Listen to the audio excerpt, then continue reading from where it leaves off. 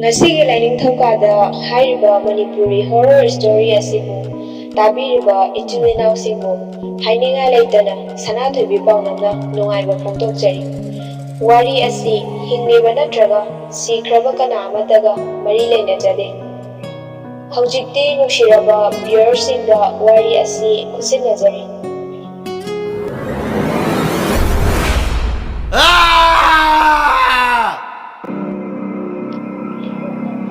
Aigi ming athoibi kawi. Aiga khwaidagi henna luna tinajabbi hairagadi panthoini. Piklingaidagi hauduna yam luna tinarai. Amuga muksu magi mawang matawda ai kiba kaya amashu yaukre. Sum chatlingai mamit chaphe yumna yenglaga tumina lepaga laikhibagumba. Amu kaurashu kumaktabagumba. Asina chingbasingsi tawrapadani. Aina khwaidagi henna hainadrisi.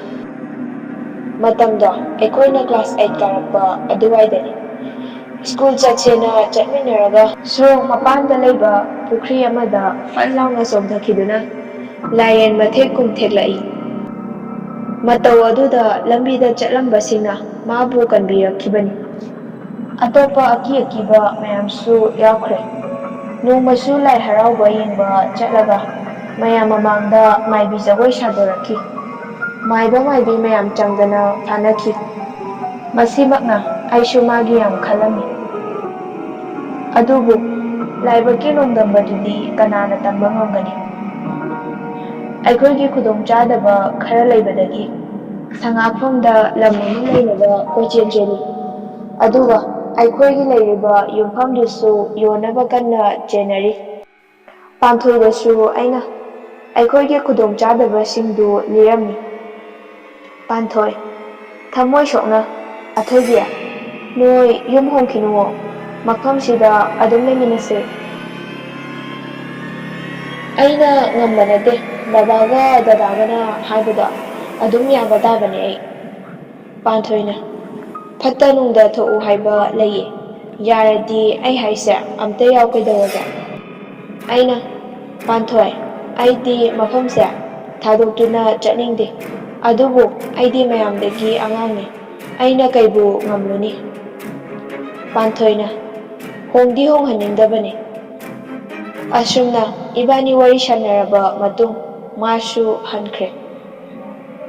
Aina chak thongge tawringai Panthoi aingonda amu phone tarakhi. Ai fatlauna paikhatli. Panthoi kapaga nang peloko aigi wagi mayokta leiraba natra. Asi haraga okhongge kapai. Aishu tawang khamdraduna mana kapadu themjinbi. Asumna matam khara haukhre. Numit chap yumugi numitna koktonda leiba matamni. Aiga Panthoiba akhoi yum hongda kuidre aduna koirushi haidana sekmairomda thaudai.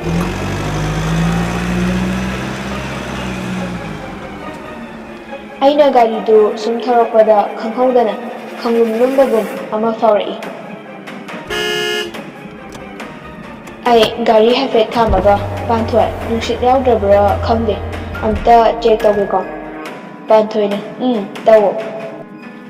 Ibani kumtharaga tardu metlaga yengbada kaishu tawramde. Thawshu pikthanna yauribani. Aina Panthoi kakhalao thawrasi. Wasok thengnabra yengba haiduni. Panthoina hoi adumai tawrasi.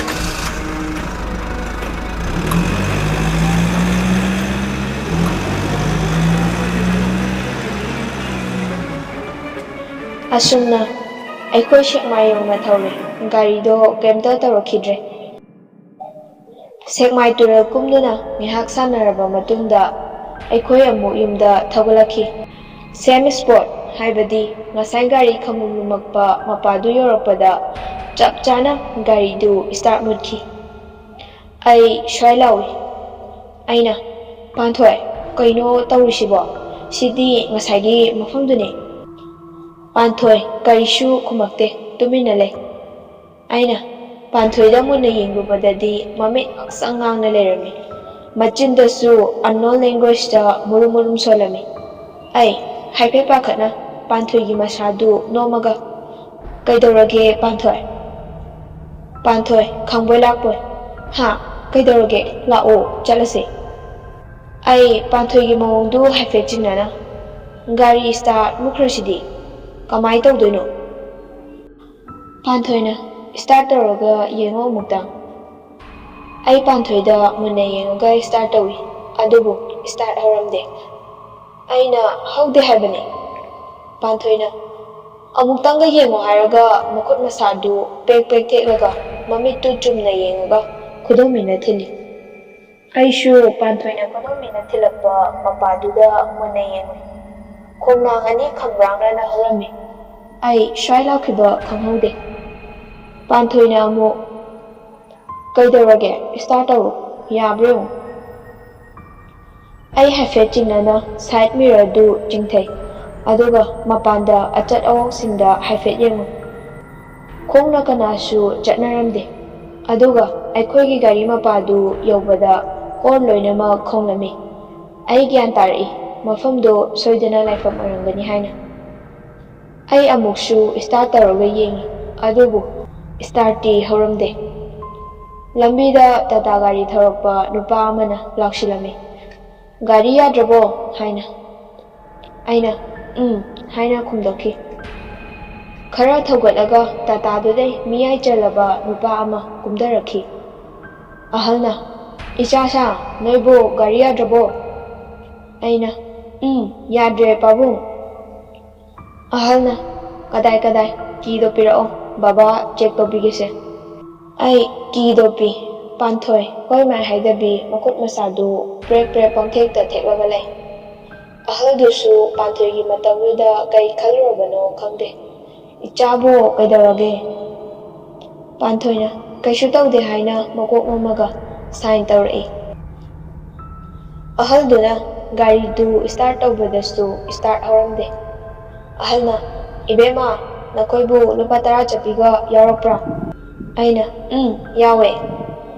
Aina bag tagi 10 chapi ama lauthoklaga pi. Ahalna yengo mafamse laifamni na thamoi sengna khoiramjau fatta nungda thokjaroige haina tu gari ataishu horn khonggam lesini ai shwai launa mafamduda hauriba khongnang pambiduda onsilaga tare chinjadu katlaga khoiramjai asumna tawba loiraba matung ai gari du start tawbudadi yarakhi ai tu khe aukchungki aina ahal aduda onsilaga Thank you, Babu. Nachakoi chacharukige. Ahaldusu nofre tawraga lehawi. Ai gari du thauna khongnang makhonglomda yengningba faurapadagi side mirror dagi yengthokui. Masamana yamna sangbi fingong shepi ma lepadu ai urai. Ai mitna chap yung. Asumna ai yum yongnaba gari du thauraki. Panthoishu nahankaiga iman manadaba masak mawong ama ui. Gari he khamaga Panthoi prap kumthakiduna mayumda changki. Aishu pakhatna khonglai thuna imungda changaki. Aduga thokiba thodok khudimak imada wari lirami.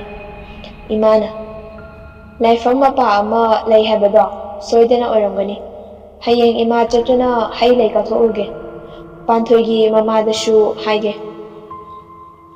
Asumna ai firon hondoklaba matung ngahak potharami. Sum hipna layringai ngasai khongnang makhongda masamana isang-sangna fijol angauba chetpi nupi ama lehobadu mitta khangurai. Ai ithanta kada leibadu kijaba farakpadagi imabu khangkau kauri. Aina kaubadu aikhoi mana khumakte. Ai kirapna kadai chakraba jam. Ai kina imungdagi mapanda khangchen thoi. Mundang wairamgi khara mamdaugi tawba matangdu oirami. Babaga dadaga su asongi yumdu loisinaba haiduna chatki. Ithanta tarak imungda leiba tanduna sumangda famaga leiringai aikhoi mada hatu changaki. Aikhoi mana ai he ubaga pakhatna chensilaklaga ibema icha kaishu tawdeko. Ai ngaglak kem tawdena kaidaurage. Imana Kaisu taude, se, ima manam nambigise. Hairaga aibu manam namthokpi, yanasu chikpi, laibaktasu khuyaina nambi. Ai pakhatna ima kaidaurage. Imana yengo panthoido lai ongnai haidana dormon haihore. Kapo ho laubo ho amuktoiba. Ngasai noinina gari yade haiba mafamdo kankraba laifamni haina hui. Imasu pakhatuna nang yengluge chelaklisini. Ai imagi wahaiduda henna kiba faurami. Ai imada konsilaga. Ima yam kire, ai yam kije haiba. Se aibu konbiyo. Aibu chena konsinbiyo. Aigi itawuda imana aibu chena konbi. Baba koida phone tawduna thuna laknaba haiki. Makoishu lambida leire haiduna thuna adum yum yorakhi. Babaga dadaga lakpadaidi kiba khara fare. Asumna ahingdo tumboi tumdaboy haukre. Nongalaga panthoigi mamada laki aikoida. Ai ubada yengoi aikoi panthoinaga nang kawrutana laklini. Aina idomcha panthoibu khara fahauraba. Idomchana fahore. Asumna aiga imaga panthoi khoida idomchaga chatmine. Ai ubada panthoi mamita mapira chelaga. Ita ai nang yam nungsiye. No yung hongkrano. Aigi mita kai no yam uye. Aina pakhatna. Kai urino kaidarage nangba. Panthoina aisha ima koina laibi nungsit lei khangbadagi namsinduna thambibani. Ngarangi mafamduda chatlubadagi ibudawna aibu sinta kaya pangthoknaba haibiri. Se noi yum hongkrano. Aina kaino panthoi. Aikoina leiba mafamsidi ningonda yonkhrabani. Kamaina sida dum leidono. Panthoi mapira chelaga. Nangna awaba tabado. Ai yengba ngamoi. Nahankai aina nambu kanbiramasu haujikti aina nambu kanba ngambagi pangga leiraroi. Panthoi mama macha tingak yengne. Asumna numit kharani haukraba matung aikoi sangafamda yum hongakhi. Pochai losinbaga kaiga numit ninidi changkhre. Aikoina hongokiba mafamsi yum kaya tani. Eikhoigi yumlonabagi yumdu meter 100muk lapnaramgani khale. Building di yam phajai, construction tawbada sel yamnasu changamgani. Tasengbadi yum yauna inkoldu eikhoina lehaubani. Adusu mamal khara honglapna. Hanagi mapuduna kari maramgi yolamnino haiba munna thigatlawdre eikhoisu. Mafam chai bazaga irap lapnade khanduna babaga dadagana haibududa Eikhoisu yarubani. Yam ing launa mafamduda nungaina eikoi lerami. Noma dadaga babaga thaba ama chatkringai aiga mamaga bazardagi kitchen items khara leirusi haiduna ayuk chak charba matung marketing tawba chatkhi. Aikoina pamba pochaising adu leiruraba matung yumda thaujinge haiduna gate tu hangnaba mama gari dagi kumdakhi. Mamana gate tu hangningai Eikhoigi yumgi top floor da haifet yengkhatlu. Khanghaudana kanagumba ama makhada chongdakhiba urai. Ai khangboi lakpoi kanna lauraga gari dagi khangkhung kumdabada aigi gari du khanghaudana mathanta thaukhraga aigi imada thongki. Ai ima haina kanna laujiki. Thangnaba mikupta garidu amu Eikhoigi mangol kagi walduda thomjinki. Aina mamabu amu yeng garidu amu yeng pakhatpana isasi thakni. Tanjaduda amu ngasai top floor dagi chongdarakhibadu ningsinglaga amu sumangda yengsilubadadi kanasu leramde. Ai shai lakhi. Tawbang khangdraduna ai kanna lakhi. Mamana naherapadu tabadagi ai mamagi manakta amuk chensil. Ai kadawdoino khangdraduna kappaga leiringai gari macha thauduna lakpa nupa macha ani chensilaptuna kamai tawrino hangakhi. Ai khumba ngamdraduna khutna sign pangtawda tawrami. Ai tasengna lon thoktabi amaga pangkhak oikhi. ꯈꯨꯗꯛꯇ ꯅꯨꯄꯥ ꯑꯃ ꯂꯩꯍꯧꯔꯒ ꯅꯨꯄꯥ ꯑꯃ ꯃꯣꯏꯒꯤ ꯒꯥꯔꯤ ꯃꯆꯥꯗꯨ ꯊꯧꯔꯒ ꯆꯠꯈꯤ꯫ ꯂꯩꯍꯧꯔꯤꯕ ꯅꯨꯄꯥꯗꯨꯅ ꯃꯅꯨꯡꯗ ꯋꯥꯜꯗ ꯊꯣꯝꯖꯤꯟꯗꯨꯅ ꯉꯪꯗꯨꯅ ꯂꯩꯔꯤꯕ ꯒꯥꯔꯤꯗꯨꯒꯤ ꯁ꯭ꯇꯥꯔꯠꯇꯨ ꯃꯨꯊꯠꯈꯤ꯫ ꯑꯃꯨꯛ ꯄ꯭ꯔꯞ ꯆꯦꯟꯊꯣꯔꯛꯇꯨꯅ ꯁꯨꯃꯥꯡꯗ ꯂꯥꯏ ꯊꯥꯎꯃꯩ ꯊꯥꯟꯕꯒꯤ ꯏꯁꯤꯡ ꯌꯥꯎꯔꯤꯕ ꯕꯥꯇꯤꯟ ꯃꯆꯥꯗꯨ ꯄꯨꯊꯣꯔꯛꯂꯒ ꯃꯃꯥꯒꯤ ꯂꯥꯏꯕꯛꯇ ꯏꯁꯤꯡꯗꯨ ꯊꯥꯝꯃꯤ꯫ ꯉꯁꯥꯏ ꯒꯥꯔꯤ ꯊꯧꯗꯨꯅ ꯆꯠꯈꯤꯕ ꯅꯨꯄꯥꯗꯨꯅ ꯀꯥꯔ ꯑꯃꯒ ꯊꯧꯖꯤꯜꯂꯛꯈꯤ꯫ ꯈꯨꯗꯛꯇ ꯃꯃꯥ ꯍꯣꯁꯄꯤꯇꯥꯜꯗ ꯄꯨꯈꯠꯄꯤꯔꯝꯃꯤ꯫ ꯂꯝꯕꯤꯗ ꯗꯗꯥꯒ ꯕꯕꯥꯒꯁꯨ ꯍꯣꯁꯄꯤꯇꯥꯜꯗ ꯂꯥꯛꯅꯕ ꯍꯥꯏꯗꯨꯅ ꯐꯣꯟ ꯇꯧꯈꯤ꯫ ꯑꯁꯨꯝꯅ ꯃꯃꯥ ꯗꯣꯛꯇꯔꯁꯤꯡꯅ ꯇ꯭ꯔꯤꯠꯃꯦꯟ ꯄꯤꯕꯗꯒꯤ ꯇꯞꯅ ꯐꯒꯠꯂꯛꯈꯤ꯫ ꯑꯗꯨꯕꯨ ꯃꯃꯥ ꯄꯨꯟꯁꯤ ꯆꯨꯞꯄꯒꯤ ꯍꯧꯒꯠ ꯀꯥꯡꯈꯠꯇꯨꯅ ꯆꯠꯄꯗꯤ ꯉꯝꯃꯔꯣꯏ ꯍꯥꯏꯗꯨꯅ ꯗꯣꯛꯇꯔꯁꯤꯡꯅ ꯍꯥꯏꯕꯤꯔꯛꯈꯤ꯫ ꯃꯔꯝꯗꯤ ꯃꯃꯥꯒꯤ ꯁ꯭ꯄꯥꯏꯅꯦꯜ ꯀꯣꯔꯗꯇꯨ ꯐ꯭ꯔꯦꯛꯆꯔ ꯇꯧꯈ꯭ꯔꯦ꯫ ꯃꯇꯝ ꯈꯔ ꯍꯣꯁꯄꯤꯇꯥꯜꯗ ꯂꯩꯔꯨꯔꯕ ꯃꯇꯨꯡ ꯑꯩꯈꯣꯏ ꯑꯃꯨꯛ ꯃꯃꯥꯕꯨ ꯌꯨꯝꯗ ꯄꯨꯊꯔꯛꯈꯤ꯫ ꯑꯩ ꯃꯃꯥꯒꯤ ꯀꯥ ꯂꯣꯏꯁꯤꯟꯕ ꯂꯣꯏꯔꯕ ꯃꯇꯨꯡ ꯙꯨꯞ ꯊꯥꯎꯃꯩ ꯊꯥꯒꯦ ꯍꯥꯏꯗꯨꯅ ꯂꯥꯏꯅꯤꯡꯊꯧ ꯀꯥꯗ ꯆꯪꯈꯤ꯫ ꯑꯩꯅ ꯋꯥꯏ ꯇꯩꯔꯤꯉꯩ ꯈꯪꯍꯧꯗꯅ ꯅꯨꯄꯤ ꯑꯃ ꯀꯞꯄꯛꯄꯒꯤ ꯃꯈꯣꯜ ꯇꯥꯔꯛꯏ꯫ ꯑꯩ ꯃꯃꯥꯅ ꯀꯞꯄꯤꯕꯣꯏ ꯅꯤꯡꯏ꯫ ꯑꯩ ꯊꯋꯥꯏ ꯅꯨꯡꯉꯥꯏꯔꯝꯗꯦ꯫ ꯙꯨꯞ ꯊꯥꯎꯃꯩ ꯊꯨꯅ ꯊꯥꯔꯝꯂꯕ ꯃꯇꯨꯡ ꯃꯃꯥꯒꯤ ꯃꯅꯥꯛꯇ ꯆꯪꯉꯛꯄꯗꯗꯤ ꯗꯗꯥꯒ ꯅꯣꯛꯂꯒ ꯋꯥꯔꯤ ꯁꯥꯗꯨꯅ ꯂꯩꯔꯝꯃꯤ꯫ ꯑꯩ ꯉꯛꯅ "ꯃꯃꯥ, ꯍꯧꯖꯤꯛ ꯀꯞꯄꯤꯗꯣ ꯀꯅꯥꯅꯣ?" ꯃꯃꯥꯅ "ꯀꯩꯅꯣ? ꯀꯅꯥ ꯀꯞꯄꯒꯦ?" ꯑꯩꯅ ꯏꯁꯥꯁꯤ ꯆꯤꯡꯅꯔꯛ "ꯙꯨꯞ ꯊꯥꯔꯤꯉꯩ ꯃꯤ ꯀꯞꯄ ꯑꯃ ꯇꯥꯈꯤꯕ, ꯑꯗ ꯍꯪꯕꯅꯤꯗ." ꯃꯃꯥꯅ "ꯅꯪꯒꯤ ꯕꯥꯞꯅ ꯑꯣꯏꯔꯝꯒꯅꯤ." ꯑꯩꯅ "ꯑꯣ ꯍꯣꯏ ꯃꯃꯥ, ꯑꯩ ꯆꯥꯛ ꯊꯣꯡꯈꯤꯒꯦ." ꯑꯁꯨꯝꯅ ꯑꯩ ꯆꯥꯛꯈꯨꯝꯗ ꯆꯪꯉꯛꯈꯤ꯫ ꯍꯧꯈꯤꯕ ꯊꯧꯗꯣꯛ ꯈꯔ ꯁꯨꯝ ꯅꯤꯡꯁꯤꯡꯂꯛꯈꯤ꯫ ꯄꯥꯟꯊꯣꯏꯅ ꯑꯩ ꯑꯋꯥꯕ ꯇꯥꯔꯒꯅꯤ ꯍꯥꯏꯕꯗꯨꯁꯨ ꯅꯤꯡꯁꯤꯡꯂꯛꯈꯤ꯫ ꯃꯃꯥ ꯁꯣꯛꯄ ꯅꯨꯃꯤꯠꯇ ꯀꯅꯥꯒꯨꯝꯕ ꯑꯃ ꯇꯣꯞ ꯐ꯭ꯂꯣꯔꯗꯒꯤ ꯆꯣꯡꯊꯈꯤꯕꯗꯨꯁꯨ ꯅꯤꯡꯁꯤꯡꯂꯛꯈꯤ꯫ ꯑꯃꯨꯛꯁꯨ ꯊꯪꯅꯕ ꯃꯤꯀꯨꯞꯇ ꯑꯩꯅ ꯙꯨꯞ ꯊꯥꯔꯤꯉꯩ ꯅꯨꯄꯤ ꯑꯃ ꯀꯞꯄꯒꯤ ꯈꯣꯟꯖꯦꯜ ꯇꯥꯈꯤꯕꯗꯨ ꯅꯤꯡꯁꯤꯡꯂꯛꯏ꯫ ꯑꯩ ꯇꯁꯦꯡꯅ ꯑꯀꯤꯕ ꯍꯥꯏꯕꯗꯨ ꯐꯥꯎꯔꯛꯈꯤ꯫ ꯑꯩꯅ ꯌꯥꯝ ꯀꯤꯅ ꯂꯩꯔꯤꯉꯩ ꯔꯦꯛꯇꯒꯤ ꯀꯣꯜꯂꯤꯛꯁꯤꯡꯗꯨ ꯃꯊꯟꯇ ꯒꯣꯔꯣꯡ ꯒꯔꯥꯡ ꯍꯥꯏꯅ ꯇꯥꯔꯛꯈꯤ꯫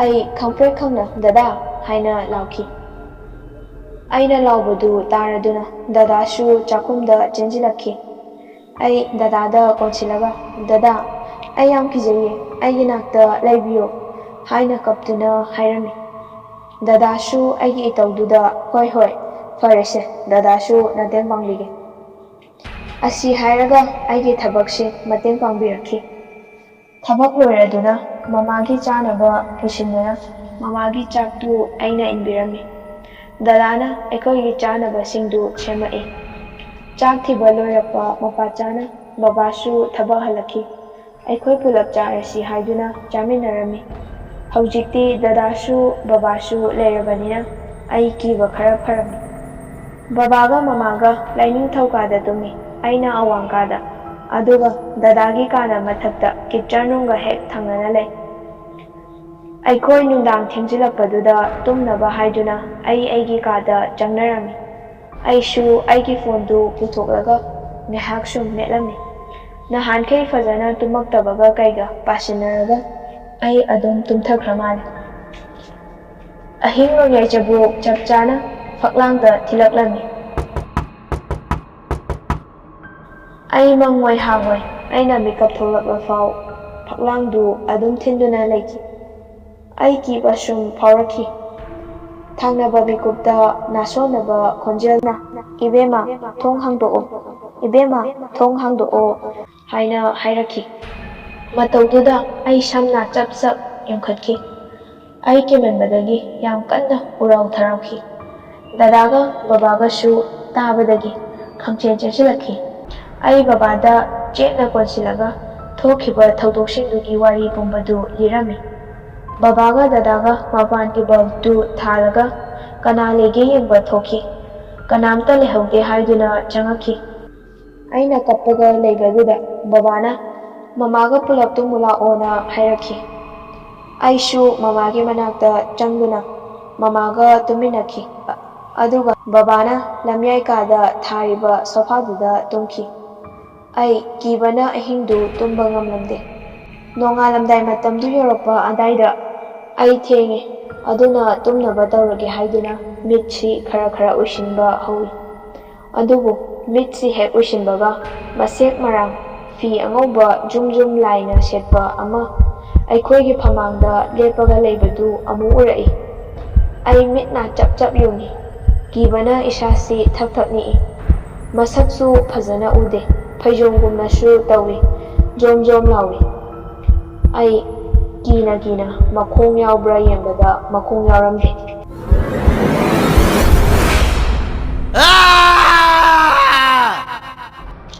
ꯑꯩ ꯈꯪꯕꯣꯏ ꯂꯥꯛꯄꯣꯏ ꯑꯃꯨꯛ ꯀꯟꯅ ꯂꯥꯎꯊꯣꯛꯈꯤ꯫ ꯑꯩꯅ ꯍꯦꯛ ꯂꯥꯎꯊꯣꯛꯈꯤꯕꯒ ꯐꯃꯥꯡꯗ ꯌꯦꯡꯂꯨꯕꯗꯗꯤ ꯑꯉꯧꯕꯗꯨ ꯂꯩꯔꯝꯈꯤꯗꯦ꯫ ꯑꯩ ꯀꯞꯄ ꯅꯠꯇꯅ ꯎꯄꯥꯏ ꯂꯩꯈꯤꯗꯦ꯫ ꯕꯕꯥ ꯑꯃꯨꯛ ꯆꯪꯉꯛꯈꯤ, ꯗꯗꯥꯁꯨ ꯆꯦꯟꯁꯤꯜꯂꯛꯈꯤ꯫ ꯃꯈꯣꯏꯅ ꯀꯩꯗꯧꯔꯒꯦ ꯍꯥꯏꯅ ꯍꯪꯉꯛꯈꯤ꯫ ꯑꯩꯅ ꯑꯩꯒꯤ ꯃꯤꯠꯇ ꯎꯈꯤꯕ ꯈꯨꯗꯤꯡ ꯇꯝꯗꯨꯅ ꯋꯥꯔꯤ ꯄꯨꯝꯕ ꯂꯤꯔꯝꯃꯤ꯫ ꯕꯕꯥꯅ ꯑꯃꯨꯛ "ꯏꯆꯥ ꯊꯣꯏꯕꯤ, ꯁꯦ ꯀꯩꯝ ꯈꯟꯅꯨ, ꯕꯕꯥꯈꯣꯏ ꯂꯩꯔꯤꯁꯤꯗꯤ, ꯁꯦ ꯕꯕꯥꯁꯨ ꯏꯆꯥꯒꯤ ꯅꯥꯛꯇ ꯂꯩꯔꯒꯦ"꯫ ꯑꯁꯨꯝꯅ ꯑꯩꯈꯣꯏ ꯂꯥꯏꯅꯤꯡꯊꯧ ꯀꯥꯗ ꯄꯨꯂꯞ ꯂꯩꯃꯤꯟꯅꯔꯝꯃꯤ꯫ ꯀꯔꯤꯁꯨ ꯇꯧꯔꯛꯈꯤꯗ꯭ꯔꯦ, ꯅꯣꯡꯉꯥꯟꯈꯤꯕꯁꯨ ꯈꯪꯍꯧꯗ꯭ꯔꯦ꯫ ꯏꯔꯨꯖ ꯃꯥꯏꯊꯖꯔꯕ ꯃꯇꯨꯡ ꯆꯥꯛ ꯏꯁꯤꯡ ꯐꯖꯅ ꯊꯣꯡꯗꯣꯛꯂꯒ ꯃꯌꯥꯝꯗꯨ ꯄꯤꯖꯔꯦ꯫ ꯕꯕꯥꯅ "ꯏꯆꯥ ꯊꯣꯏꯕꯤ, ꯍꯣꯔꯦꯟꯗꯤ ꯃꯥꯏꯕ ꯃꯅꯤꯗꯨ ꯀꯧꯔꯨꯒꯦ, ꯏꯆꯥꯗ ꯑꯈꯤ ꯑꯈꯪ ꯌꯥꯎꯔꯤꯗꯨ ꯌꯦꯡꯊꯣꯛꯍꯟꯁꯤ"꯫ ꯑꯩꯅ "ꯍꯣꯏ ꯌꯥꯏꯌꯦ ꯕꯕꯥ, ꯍꯟꯗꯛꯇꯤ ꯅꯍꯥꯟꯈꯩꯒ ꯃꯥꯟꯅꯗꯦ, ꯃꯤꯠꯇꯁꯨ ꯀꯩꯅꯣ ꯄꯪꯎꯗ ꯎꯏ, ꯁꯦꯔꯥꯟ ꯇꯨꯔꯥꯟꯁꯨ ꯌꯥꯝ ꯇꯥꯏ"꯫ ꯑꯩꯅ ꯕꯕꯥꯈꯣꯏ ꯅꯨꯡꯉꯥꯏꯈꯤꯔꯣꯏꯅ ꯍꯥꯏꯗꯣꯛꯇꯕ ꯃꯌꯥꯝꯁꯨ ꯌꯥꯎꯔꯤꯅꯤ꯫ ꯑꯩꯒꯤ ꯋꯥꯍꯩꯗꯨꯗ ꯕꯕꯥ ꯒ꯭ꯌꯥꯟ ꯇꯥꯏ ꯍꯥꯏꯕ ꯑꯩ ꯈꯪꯏ꯫ ꯗꯗꯥꯗꯤ ꯌꯨꯝꯗ ꯂꯩꯍꯧꯔꯦ꯫ ꯕꯕꯥ ꯃꯊꯟꯇ ꯃꯥꯏꯕ ꯃꯅꯤ ꯀꯧꯕ ꯆꯠꯈꯤ꯫ ꯅꯨꯃꯤꯠꯇꯨꯒꯤ ꯅꯨꯡꯊꯤꯜ ꯐꯥꯎꯗꯤ ꯀꯩꯝꯇ ꯇꯧꯔꯛꯇ꯭ꯔꯦ꯫ ꯗꯗꯥꯅ ꯃꯃꯥꯒ ꯑꯩꯒ ꯐꯖꯅ ꯌꯦꯡꯁꯤꯟꯕꯤ꯫ ꯅꯨꯡꯗꯥꯡ ꯋꯥꯏꯔꯝꯒꯤ ꯃꯇꯝꯗ ꯕꯕꯥ ꯍꯜꯂꯛꯈꯤ꯫ ꯑꯩ ꯃꯥꯏꯕ ꯃꯅꯤ ꯌꯥꯎꯔꯛꯄ꯭ꯔꯥ ꯍꯥꯏꯅ ꯆꯦꯞꯊꯗꯨꯅ ꯌꯦꯡꯈꯤ, ꯑꯗꯨꯕꯨ ꯃꯥꯏꯕ ꯃꯅꯤꯗꯤ ꯌꯥꯎꯔꯛꯈꯤꯗꯦ꯫ ꯑꯩ ꯏꯁꯥꯁꯤ ꯕꯤꯠ ꯈꯪꯂꯩ ꯂꯩꯔꯛꯇꯦ꯫ ꯃꯥꯏꯕ ꯂꯥꯛꯂꯗꯤ ꯑꯩꯒꯤ ꯃꯤꯠꯇ ꯎꯔꯤꯕ ꯅꯥꯗ ꯇꯥꯔꯤꯕꯁꯤꯡꯗꯨ ꯐꯔꯅꯤ ꯈꯜꯂꯨꯕꯅꯤ꯫ ꯑꯩ ꯃꯅꯨꯡ ꯆꯪꯒꯦ ꯇꯧꯕꯒ ꯕꯕꯥꯅ ꯀꯧꯔꯛꯏ꯫ "ꯏꯆꯥ ꯊꯣꯏꯕꯤ, ꯉꯥꯏꯈꯣꯅꯦ"꯫ ꯑꯩ ꯏꯃꯨꯡ ꯆꯪꯒꯦ ꯇꯧꯕꯗꯨ ꯂꯦꯞꯄꯒ ꯕꯕꯥꯒꯤ ꯅꯥꯛꯇ ꯆꯪꯁꯤꯜꯂꯤ꯫ ꯗꯗꯥꯁꯨ ꯂꯝꯌꯥꯏꯗ ꯐꯝꯃꯒ ꯂꯩ꯫ ꯕꯕꯥꯅ "ꯌꯦꯡꯉꯣ, ꯃꯥꯏꯕ ꯃꯅꯤꯗꯣ ꯉꯁꯤꯗꯤ ꯃꯤꯒꯤ ꯊꯧ ꯇꯧꯒꯗꯕ ꯂꯩ ꯑꯗꯨꯅ ꯍꯌꯦꯡ ꯉꯟꯇꯥ ꯂꯥꯛꯂꯒꯦ, ꯄꯣꯠ ꯆꯩꯁꯤꯡ ꯂꯩꯔꯝꯃꯣꯅ ꯏꯔꯒ ꯑꯣꯏꯅ ꯄꯤꯔꯛꯑꯦꯅꯦ". ꯑꯩꯅ "ꯍꯣꯏ ꯕꯕꯥ, ꯍꯌꯦꯡ ꯉꯥꯏꯕ ꯍꯥꯏꯗꯨꯅꯤ". ꯕꯕꯥꯅ "ꯍꯣꯏ ꯑꯗꯨꯃꯥꯏ ꯇꯧꯔꯁꯤ". ꯑꯁꯨꯝꯅ ꯑꯩ ꯃꯃꯥꯒꯤ ꯃꯅꯥꯛꯇ ꯆꯪꯂꯒ ꯃꯃꯥꯗꯨ ꯍꯨꯏꯜ ꯆꯤꯌꯔꯗ ꯐꯝꯍꯜꯂꯒ ꯂꯝꯌꯥꯏꯗ ꯏꯟꯊꯣꯔꯛꯂꯒ ꯃꯌꯥꯝ ꯐꯝꯅꯕꯗꯨꯗ ꯌꯥꯎꯍꯜꯂꯤ꯫ ꯑꯩ ꯋꯥꯔꯤ ꯉꯥꯏꯍꯥꯛ ꯁꯥꯟꯅꯔꯕ ꯃꯇꯨꯡ ꯁꯟꯙ꯭ꯌꯥ ꯌꯥꯆꯪꯉꯛꯄꯒꯤ ꯃꯇꯝ ꯑꯣꯏꯔꯛꯈꯤ꯫ ꯑꯩꯅ ꯗꯗꯥꯗ ꯑꯣꯟꯁꯤꯜꯂꯒ "ꯗꯗꯥ, ꯂꯥꯏ ꯊꯥꯎꯃꯩ ꯊꯥꯟꯕꯩ ꯏꯁꯤꯡ ꯁꯣꯛꯀꯦ, ꯑꯝꯇ ꯉꯥꯏꯕꯤꯌꯨ ꯂꯥꯛꯑꯣ". ꯗꯗꯥꯅ "ꯀꯩꯅꯣ, ꯅꯨꯃꯤꯠꯐꯥꯎ ꯇꯥꯗ꯭ꯔꯤ, ꯑꯗꯨꯛ ꯌꯥꯝ ꯀꯤꯔꯤꯗꯨꯅ"꯫ ꯑꯩꯅ "ꯁꯠ ꯂꯥꯛꯑꯣ, ꯏꯊꯟꯇ ꯆꯠꯄ ꯇꯟꯕꯩꯅꯤ". ꯗꯗꯥꯅ "ꯍꯣꯏ ꯂꯥꯛꯇ ꯂꯥꯛꯑꯒꯦꯁꯦ". ꯑꯁꯨꯝꯅ ꯏꯁꯤꯡꯗꯨ ꯁꯣꯛꯂꯨꯔꯒ ꯑꯩ ꯙꯨꯞ ꯊꯥꯎꯃꯩ ꯊꯥꯒꯦ ꯍꯥꯏꯗꯨꯅ ꯐꯝꯃꯦꯜ ꯀꯥꯗ ꯆꯪꯉꯤ꯫ ꯗꯗꯥꯁꯨ ꯂꯝꯌꯥꯏꯗ ꯂꯩꯍꯧꯔꯦ꯫ ꯑꯩꯅ ꯇꯣꯡꯂꯤꯕ ꯁꯦꯟꯗꯜꯗꯨ ꯂꯧꯊꯣꯛꯂꯒ ꯁꯅꯥꯃꯍꯤꯒꯤ ꯈꯨꯕꯝꯗ ꯋꯥꯏ ꯇꯩꯔꯝꯃꯤ꯫ ꯑꯩꯅ ꯋꯥꯏ ꯇꯩꯔꯤꯉꯩ ꯑꯩꯒꯤ ꯏꯃꯥꯡꯗ ꯃꯤꯒꯤ ꯐꯤ ꯊꯣꯡꯗꯕ ꯃꯈꯣꯡ ꯑꯃ ꯈꯪꯍꯧꯗꯅ ꯂꯦꯞꯄꯛꯈꯤ꯫ ꯑꯩ ꯃꯗꯨ ꯎꯕꯗ ꯁ꯭ꯋꯥꯏ ꯂꯥꯎꯈꯤ꯫ ꯈꯪꯍꯧꯗꯅ ꯏ ꯆꯦꯟꯊꯔꯛꯄꯁꯨ ꯎꯔꯛꯏ꯫ ꯑꯩ ꯄꯥꯈꯠꯅ ꯐꯠ ꯂꯥꯎꯅ ꯌꯦꯡꯂꯨꯕꯗꯗꯤ ꯃꯁꯥ ꯌꯥꯎꯔꯝꯗꯦ, ꯐꯥꯏꯒꯟ ꯈꯛꯇꯪ ꯑꯣꯏꯔꯝꯃꯤ꯫ ꯑꯩ ꯃꯗꯨ ꯎꯕꯗ ꯄꯥꯈꯠꯃꯟꯈ꯭ꯔꯗꯨꯅ ꯀꯟꯅ ꯂꯥꯎꯔꯝꯈꯤ꯫ ꯑꯗꯨꯗꯩ ꯑꯩ ꯒ꯭ꯌꯥꯟ ꯑꯗꯨꯝ ꯃꯥꯡꯈ꯭ꯔꯦ꯫ ꯑꯩꯅ ꯒ꯭ꯌꯥꯟ ꯂꯥꯛꯄꯗꯗꯤ ꯗꯗꯥ, ꯕꯕꯥ, ꯃꯃꯥ ꯃꯈꯣꯏ ꯂꯣꯏꯅ ꯑꯩꯒꯤ ꯅꯥꯛꯇ ꯇꯨꯝꯃꯒ ꯂꯩꯔꯝꯈꯤ꯫ ꯑꯩ ꯀꯥꯗꯨꯗ ꯀꯣꯏꯂꯩ ꯂꯩꯗꯨꯅ ꯌꯦꯡꯉꯤ, ꯑꯗꯨꯕꯨ ꯈꯪꯍꯧꯗꯅ ꯃꯃꯤ ꯁꯥꯃꯤ ꯑꯃꯨꯛ ꯑꯩꯈꯣꯏꯅ ꯇꯨꯝꯃꯤꯕ ꯀꯥꯡꯈꯜ ꯋꯥꯡꯃꯗ ꯀꯅꯥꯒꯨꯝꯕꯤ ꯑꯃ ꯂꯦꯞꯄꯒ ꯂꯩꯕꯗꯨ ꯎꯔꯛꯈꯤ꯫ ꯃꯨꯟꯅ ꯌꯦꯡꯁꯤꯜꯂꯨꯕꯗꯗꯤ ꯃꯁꯝ ꯌꯥꯝꯅ ꯁꯥꯡꯉꯝꯈꯤ, ꯑꯗꯨꯒ ꯃꯁꯥ ꯑꯗꯨ ꯃꯕꯨꯛ ꯐꯥꯎꯗꯪ ꯌꯥꯎꯔꯝꯃꯤ, ꯃꯈꯣꯡ ꯃꯈꯨꯠ ꯌꯥꯎꯔꯝꯗꯦ꯫ ꯑꯩ ꯀꯤꯕꯅ ꯊꯛ ꯊꯛ ꯅꯤꯛꯇꯨꯅ ꯀꯟꯅ ꯂꯥꯎꯊꯣꯛꯈꯤ꯫ ꯈꯪꯍꯧꯗꯅ ꯃꯁꯝ ꯃꯅꯥ ꯌꯥꯝ ꯁꯥꯡꯕꯤ ꯃꯈꯣꯡ ꯃꯈꯨꯠ ꯌꯥꯎꯗꯕꯤꯗꯨ ꯃꯄꯥꯟꯂꯣꯝꯗ ꯄꯥꯏꯕꯣꯏ ꯂꯥꯛꯄꯣꯏ ꯆꯠꯈꯤ꯫ ꯅꯨꯄꯤꯗꯨꯅ ꯃꯁꯝ ꯃꯅꯥ ꯏꯐꯥ ꯐꯥꯅ ꯂꯥꯏꯅꯤꯡꯊꯧꯒꯤ ꯀꯥꯗꯒꯤ ꯊꯣꯛꯈꯤꯕꯗꯨ ꯍꯟꯗꯛꯃꯨꯛꯇꯤ ꯕꯕꯥꯁꯨ ꯗꯗꯥꯁꯨ ꯎꯍꯧꯈꯤ꯫ ꯃꯃꯥꯗꯤ ꯎꯍꯧꯗꯦ ꯍꯥꯏ꯫ ꯑꯩꯈꯣꯏ ꯂꯣꯏꯅꯃꯛ ꯑꯀꯤꯕ ꯐꯥꯎꯈꯤ꯫ ꯑꯁꯨꯝꯅ ꯀꯤꯅ ꯀꯤꯅ ꯂꯥꯏꯅꯤꯡꯊꯧ ꯀꯥꯆꯤꯟꯗ ꯃꯨꯟꯅ ꯌꯦꯡꯁꯤꯜꯂꯨꯕꯗꯗꯤ ꯑꯩꯅ ꯙꯨꯞ ꯊꯥꯕꯗ ꯎꯈꯤꯕ ꯈꯣꯡ ꯃꯇꯦꯛꯇꯨ ꯀꯣꯏꯆꯠ ꯆꯠꯂꯒ ꯂꯩꯔꯝꯈꯤ꯫ ꯑꯩ ꯃꯤꯠ ꯅꯥ ꯆꯞ ꯆꯞ ꯌꯨꯡꯉꯒ ꯈꯨꯗꯣꯝꯕꯤꯅ ꯊꯤꯜꯂꯒ ꯗꯗꯥꯒ ꯕꯕꯥꯒꯗ ꯌꯦꯡꯍꯜꯂꯤ꯫ ꯃꯈꯣꯏꯁꯨ ꯍꯟꯗꯛꯇꯤ ꯇꯁꯦꯡꯅ ꯎꯔꯦ ꯍꯥꯏꯕ ꯑꯩ ꯈꯪꯏ꯫ ꯃꯁꯝ ꯃꯅꯥ ꯆꯞ ꯆꯞ ꯌꯨꯡꯏ꯫ ꯑꯩꯈꯣꯏ ꯑꯍꯨꯝ ꯈꯣꯡ ꯃꯇꯦꯛꯇꯨꯗ ꯃꯨꯟꯅ ꯌꯦꯡꯏ꯫ ꯁꯨꯛꯃꯥꯡ ꯃꯥꯡꯉꯨ ꯌꯥꯗꯦ꯫ ꯐꯅ ꯀꯨꯏꯅ ꯗꯗꯥꯒ ꯕꯕꯥꯒ ꯑꯩꯈꯣꯏ ꯑꯍꯨꯝ ꯌꯥꯝ ꯀꯤꯅ ꯌꯦꯡꯅꯔꯒ ꯂꯩ꯫ ꯃꯃꯥꯅ ꯀꯩꯗꯧꯔꯒꯦ ꯍꯪꯏ꯫ ꯑꯩꯈꯣꯏꯅ ꯇꯨꯃꯤꯟꯅ ꯂꯩꯌꯨ ꯍꯥꯏꯅ ꯃꯃꯥꯗ ꯁꯥꯏꯟ ꯇꯧꯏ꯫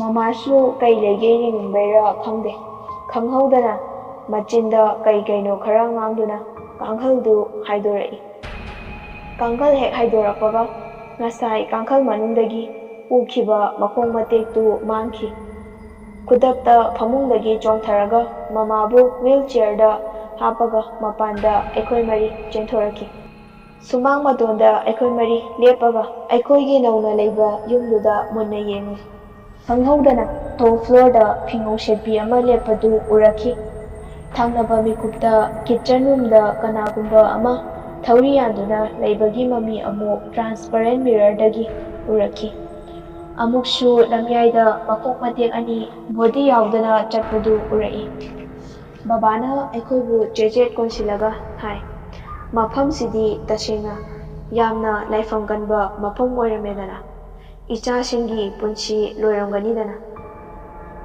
ꯑꯩꯈꯣꯏ ꯐꯅ ꯀꯨꯏꯅ ꯃꯄꯥꯟꯗꯒꯤ ꯕꯤꯜꯗꯤꯡ ꯃꯅꯨꯡꯗ ꯇꯧꯔꯤꯕꯁꯤꯡ ꯑꯗꯨ ꯌꯦꯡꯂꯝꯃꯤ꯫ ꯑꯁꯨꯝꯅ ꯃꯇꯝꯗꯤ ꯇꯞꯅ ꯇꯞꯅ ꯆꯠꯈꯤꯕꯅ ꯅꯣꯡꯉꯥꯜꯂꯝꯗꯥꯏ ꯌꯦꯟ ꯈꯣꯡ ꯇꯝꯕ ꯍꯧꯔꯛꯈꯤ꯫ ꯅꯨꯃꯤꯠꯀꯤ ꯃꯁꯦꯛ ꯃꯉꯥꯜ ꯈꯔ ꯈꯔ ꯎꯕ ꯐꯪꯉꯛꯈꯤ꯫ ꯒꯥꯔꯤ ꯆꯠꯄꯒꯤ ꯍꯣꯔꯟ ꯈꯣꯡꯕꯁꯨ ꯇꯞꯅ ꯇꯞꯅ ꯇꯥꯔꯛꯏ꯫ ꯕꯕꯥꯅ ꯒꯦꯠꯇꯨ ꯍꯥꯡꯗꯣꯛꯂꯒ ꯗꯗꯥꯅ ꯃꯃꯥꯕꯨ ꯍꯨꯏꯜ ꯆꯤꯌꯔꯗ ꯏꯟꯗꯨꯅ ꯑꯩꯈꯣꯏ ꯌꯨꯝꯗꯒꯤ ꯊꯣꯛꯂꯛꯈꯤ꯫ ꯑꯁꯨꯝꯅ ꯒꯦꯠ ꯑꯗꯨ ꯑꯃꯨꯛ ꯂꯣꯟꯁꯤꯟꯗꯨꯅ ꯊꯝꯂꯝꯈꯤ꯫ ꯊꯣꯛꯈꯤꯕ ꯊꯧꯗꯣꯛꯁꯤꯡ ꯑꯗꯨꯒꯤ ꯃꯇꯨꯡ ꯏꯟꯅ ꯑꯩꯈꯣꯏ ꯑꯃꯨꯛ ꯍꯟꯅ ꯌꯨꯝꯗꯨꯗ ꯂꯩꯕ ꯄꯥꯝꯈꯤꯗꯦ꯫ ꯑꯗꯨꯅ ꯑꯇꯣꯞꯄ ꯃꯤ ꯑꯃꯗ ꯌꯣꯟꯕ ꯄꯥꯝꯕꯗꯒꯤ ꯅ꯭ꯌꯨꯁꯄꯦꯄꯔꯗ ꯍꯥꯞꯈꯤ꯫ ꯃꯔꯛꯇꯨꯗ ꯑꯩꯈꯣꯏꯗꯤ ꯔꯦꯟꯠ ꯑꯃꯗ ꯂꯩꯈꯤ꯫ ꯈꯔ ꯂꯩꯔꯕ ꯃꯇꯨꯡ ꯑꯩꯈꯣꯏꯒꯤ ꯕꯤꯜꯗꯤꯡꯗꯣ ꯃꯣꯏꯔꯥꯡꯂꯣꯝꯗꯒꯤ ꯐꯦꯃꯤꯂꯤ ꯑꯃꯅ ꯂꯩꯈꯤ꯫ ꯃꯗꯨꯗꯒꯤ ꯐꯪꯂꯛꯄ ꯁꯦꯜꯗꯨꯅ ꯑꯃꯨꯛ ꯁꯒꯣꯜꯕꯟꯗ ꯏꯪꯈꯣꯜ ꯑꯃ ꯂꯩꯗꯨꯅ ꯄꯤꯛꯇꯛ ꯇꯧꯕ ꯌꯨꯝ ꯑꯃ ꯁꯥꯗꯨꯅ ꯂꯩꯔꯦ꯫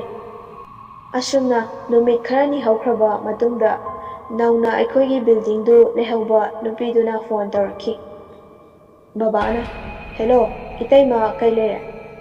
ꯅꯨꯄꯤꯗꯨ ꯀꯞꯄꯒ, ꯏꯕꯣꯆꯧꯕ, ꯑꯩꯈꯣꯏꯁꯦ ꯅꯨꯡꯉꯥꯏꯔꯤ, ꯅꯪꯒꯤ ꯌꯨꯝꯁꯤꯗ ꯂꯩꯔꯨꯕꯗꯒꯤ ꯅꯇꯩꯃꯈꯣꯏꯗꯤ ꯅꯨꯡꯉꯥꯏꯕꯅ ꯃꯇꯣꯟ ꯂꯣꯝꯃꯦ꯫ ꯕꯕꯥ ꯄꯥꯈꯠꯅ, ꯍꯥꯏꯕꯤꯔꯤꯁꯤꯕꯨ ꯏꯇꯩꯃ, ꯀꯅꯥ ꯀꯩꯗꯧꯕ ꯌꯥꯎꯔꯒꯦ? ꯅꯨꯄꯤꯅ, ꯌꯦꯡꯉꯣ ꯑꯩꯒꯤ ꯏꯆꯥꯅꯨꯄꯥ ꯃꯊꯟꯇ ꯄꯣꯛꯆꯕꯗꯣ ꯋꯥꯁꯔꯨꯝ ꯆꯪꯈ꯭ꯔꯒ ꯁꯤꯗꯨꯅ ꯂꯩꯔꯝꯃꯦ꯫ ꯅꯨꯄꯤꯗꯨ ꯑꯣꯛ ꯈꯣꯡꯒꯩ ꯀꯞꯄꯛꯏ꯫ ꯑꯃꯨꯛꯁꯨ ꯃꯈꯥ ꯇꯥꯔꯛꯏ, ꯌꯨꯝꯁꯤꯗ ꯀꯩ ꯐꯠꯇ ꯅꯨꯡꯗ ꯊꯣꯛꯈꯤꯕ ꯂꯩꯒꯦ? ꯅꯣꯏꯗꯤ ꯁꯣꯏꯗꯅ ꯈꯪꯂꯝꯒꯅꯤ, ꯍꯥꯏꯌꯣ ꯑꯃꯠꯇ ꯆꯤꯠꯊꯗꯅ, ꯅꯇꯩꯃꯅ ꯆꯤꯡꯅꯔꯤꯁꯦ ꯑꯃꯨꯛꯇ ꯀꯣꯛꯍꯜꯂꯣ꯫ ꯕꯕꯥꯅ, ꯏꯇꯩꯃ ꯅꯅꯥꯎꯕꯨ ꯋꯥꯔꯧꯕꯤꯅꯨꯀꯣ, ꯑꯩ ꯑꯁꯦꯡꯕꯗꯣ ꯍꯥꯏꯖꯒꯦ꯫ ꯅꯨꯄꯤꯅ, ꯍꯥꯏꯌꯨ ꯋꯥꯔꯤꯗꯣ ꯀꯔꯤꯅꯣ? ꯕꯕꯥꯅ, ꯉꯁꯤꯗꯒꯤ ꯆꯍꯤ 5ꯃꯨꯛꯀꯤ ꯃꯃꯥꯡꯗ ꯒꯨꯋꯥꯍꯥꯇꯤ ꯃꯤꯇꯩ ꯃꯆꯥ ꯑꯃꯒꯤ ꯐꯦꯃꯤꯂꯤ ꯃꯅꯤꯄꯨꯔꯗ ꯂꯝ ꯂꯩꯗꯨꯅ ꯌꯨꯝ ꯁꯥꯔꯒ ꯂꯩꯈꯤ꯫ ꯅꯣꯡꯃ ꯂꯥꯏꯕꯛ ꯊꯤꯕ ꯊꯧꯗꯣꯛ ꯑꯃ ꯊꯣꯛꯈꯤ꯫ ꯃꯗꯨꯗꯤ ꯐꯠꯇꯕ ꯃꯤꯁꯤꯡꯅ ꯃꯈꯣꯏꯗ ꯁꯦꯜꯒꯤ ꯗꯤꯃꯥꯟ ꯇꯥꯟꯕꯗꯨ ꯄꯤꯗꯦ ꯍꯥꯏꯗꯨꯅ ꯏꯃꯨꯡꯗꯨꯒꯤ ꯃꯤꯑꯣꯏ ꯄꯨꯝꯕ ꯍꯥꯠꯇꯣꯛꯄꯤꯈꯤ꯫ ꯑꯗꯨꯒ ꯃꯆꯥꯅꯨꯄꯤ ꯂꯩꯁꯥꯕꯤꯗꯨꯅ ꯏꯖꯠ ꯃꯥꯡꯍꯜꯂꯕ ꯃꯇꯨꯡ ꯆꯥꯛꯈꯨꯝꯗ ꯊꯧꯔꯤ ꯌꯥꯟꯁꯤꯟꯕꯤꯗꯨꯅ ꯍꯥꯠꯄꯤꯈꯤ꯫ ꯑꯗꯨꯕꯨ ꯃꯆꯥꯅꯨꯄꯥꯗꯤ ꯍꯣꯁꯇꯦꯜꯗ ꯂꯩꯈꯤꯕ ꯃꯇꯥꯡ ꯊꯣꯛꯄꯅ ꯍꯤꯡꯍꯧꯈꯤ꯫ ꯑꯁꯨꯝꯅ ꯃꯤꯑꯣꯠ ꯃꯤꯅꯩ ꯀꯌꯥ ꯆꯠꯊꯗꯨꯅ ꯍꯥꯠꯈ꯭ꯔꯕ ꯃꯇꯨꯡ ꯃꯆꯥꯅꯨꯄꯥꯗꯨꯅ ꯑꯩꯈꯣꯏꯗ ꯌꯣꯟꯊꯣꯛꯂꯝꯕꯅꯤ꯫ ꯅꯨꯄꯤꯅ, ꯏꯕꯣꯆꯧꯕ ꯅꯪꯕꯨ ꯋꯥꯔꯤꯗꯣ ꯃꯥꯡꯖꯧꯅꯅ ꯂꯤꯔꯝꯕ ꯀꯩꯗꯧꯒꯦ? ꯍꯧꯖꯤꯛꯇꯤ ꯑꯩꯗꯤ ꯄꯨꯡꯃꯥꯡ ꯃꯥꯡꯉꯦ꯫ ꯑꯩ ꯀꯅꯥꯒ ꯂꯩꯍꯧꯒꯅꯤ ꯍꯥꯏꯅ ꯀꯞꯄꯤ꯫ ꯑꯁꯨꯝꯅ ꯅꯨꯄꯤꯗꯣ ꯃꯇꯝ ꯈꯔ ꯃꯃꯧꯒ ꯃꯁꯨꯒ ꯌꯨꯝꯗꯨꯗ ꯂꯩꯔꯝꯂꯕ ꯃꯇꯨꯡ ꯑꯇꯣꯞꯄ ꯃꯐꯝ ꯑꯃꯗ ꯑꯃꯨꯛ ꯂꯝ ꯂꯩꯗꯨꯅ ꯌꯨꯝ ꯍꯣꯡꯈꯤ꯫ ꯑꯗꯨꯕꯨ ꯇꯝꯅꯕ ꯌꯨꯝꯗꯨꯗꯤ ꯑꯃꯨꯛ ꯍꯟꯅ ꯀꯅꯥꯗꯁꯨ ꯌꯣꯟꯈꯤꯗ꯭ꯔꯦ꯫ ꯍꯧꯖꯤꯛꯇꯤ ꯌꯨꯝꯗꯣ ꯀꯅꯥꯁꯨ ꯆꯪꯅꯗꯕ ꯎꯕꯗ ꯀꯤꯅꯕ ꯌꯨꯝ ꯍꯥꯏꯕꯗꯣ ꯑꯣꯏꯗꯨꯅ ꯂꯩꯍꯧꯔꯦ꯫ ꯌꯨꯝꯗꯨꯒꯤ ꯋꯥꯔꯤ ꯈꯪꯕ ꯀꯅꯥꯅ ꯅꯨꯃꯤꯠ ꯌꯨꯡꯕ ꯑꯃꯗꯤ ꯅꯨꯡꯗꯥꯡꯒꯤ ꯃꯇꯝꯗ ꯇꯨꯕꯠ ꯁꯪꯗꯨꯅ ꯆꯠꯄ ꯉꯁꯤꯐꯥꯎ ꯉꯝꯅꯗ꯭ꯔꯤ꯫